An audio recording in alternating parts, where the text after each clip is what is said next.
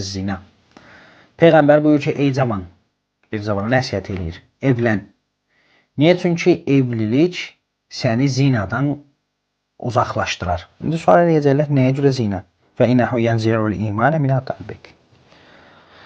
Çünki Peyğəmbər bilir ki, bir insan adətən evlənmədiyi zaman bir subay şəhvət arxasıca daha tez düşər.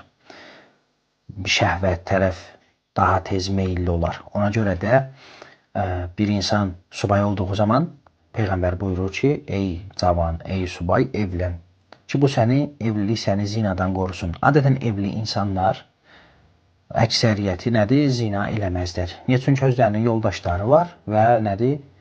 Öz şəhvətlərini öz halal yolları ilə gidərirlər. Amma o şəxslər subaydılar, onlar nədir? Şəhvətin arxasıca düşürlər. Və Peyğəmbər də buyurur ki, şəhvət